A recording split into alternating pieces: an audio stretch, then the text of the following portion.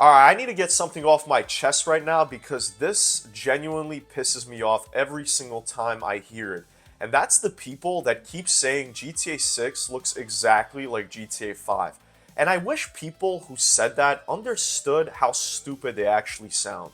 It's like saying that Red Dead 2 looks exactly like Red Dead 1 because hey, they both have horses, they're both cowboy games that take place in the Wild West. Of course they're going to share similarities. They're sequels in the same franchise.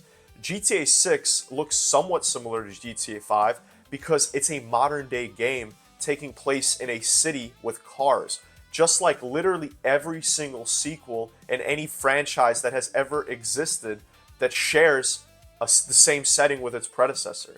But if you actually go look at the side by side comparisons that are floating around online, these games look drastically different from each other when you actually use your eyeballs. We're talking a 13-year gap here.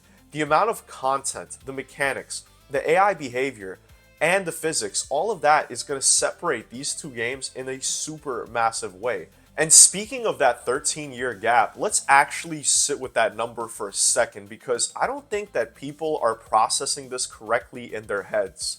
GTA 5 came out on the Xbox 360. GTA 6 is coming out on the PS5 and other next gen consoles. That's an entire two console generations worth of technological leap sitting between these two releases. And if you want some real perspective on what that actually means, just look at Red Dead 2 for a second. Everybody and their mother calls that game one of the best looking and most detailed games ever made. And that came out 8 years ago running on a PS4, which is last gen console hardware. So when you really think about it, GTA 6 is not only 13 years removed from GTA 5, it's also 8 full years removed from Red Dead 2, which was Rockstar's most recent release before this. People throwing around this lazy GTA 5 comparison clearly have absolutely no concept of how much time and how much technological advancement actually separates these two games from one another. Now let's talk about people losing their entire minds over a couple of tiny glitches that were spotted in the trailers and the recent Vice City clip that we got. There were some floating lights that were in the distance that were missing apparently, and there were some missing reflections on a Ferris wheel, and suddenly people are acting like the whole game is falling apart. Nothing in this entire world is perfect. If the only issues we're dealing with right now are minor little visual quirks in the pre-release footage that's, by the way, still being worked on, then sign me up immediately. I don't care even a little bit. The sheer amount of assets and systems running simultaneously in this game at any given moment is genuinely incredible when you actually think about it. And honestly, the fact that this game even exists, given its scope, feels like a small miracle in of itself. Will there be some glitches when it launches? Sure, probably. That's just how games work. Will there be actual game-breaking issues? Personally, I don't think so. But using a floating light as your reason to be upset with this game is just a weak excuse that's wearing the disguise of a legitimate complaint. But I actually want to talk about the truth behind all of this. And look, I could genuinely make this video 20 minutes long that covers every single complaint I've heard people make, but I don't want to do that to you guys. I would rather just be straight up honest with you instead.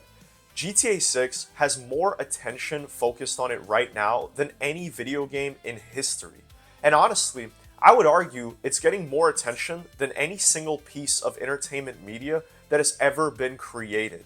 And if you know anything about how the internet works, you already know that people absolutely love complaining and moaning about pretty much everything under the sun. So the hate that's surrounding this game is not really about the actual game itself most of the time.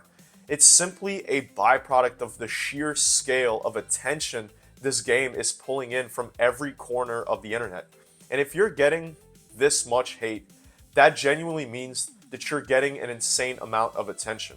And nothing on this earth right now is getting more attention than GTA 6. So if you're someone who's genuinely hyped and excited for this game, do yourself a big favor right now and stop letting all of this negativity get under your skin. The hate is only going to get louder and louder the closer we get to release. And that's just simply how things go whenever something becomes this massive in scale. And here's the part that always makes me laugh a little bit.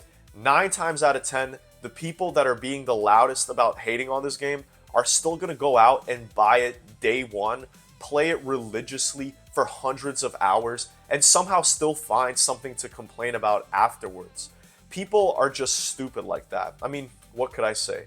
But at the end of the day, none of this actually matters because the hate is not going to stop Rockstar from making billions of dollars off this game, and it's definitely not going to stop this game from becoming a massive success, regardless of what anyone online has to say about it. And also, to the people out there that are saying GTA 6 simply can't meet expectations because expectations have gotten way too high at this point, I actually really disagree with that completely. I genuinely think that this game is going to exceed what most people are expecting. Not just barely meet expectations. Will it blow away every single person on the planet without exception? Probably not, because that's just an unrealistic standard for literally anything to live up to. But for the overwhelming majority of people out there, I truly believe this is going to surpass whatever you're currently imagining in your head right now.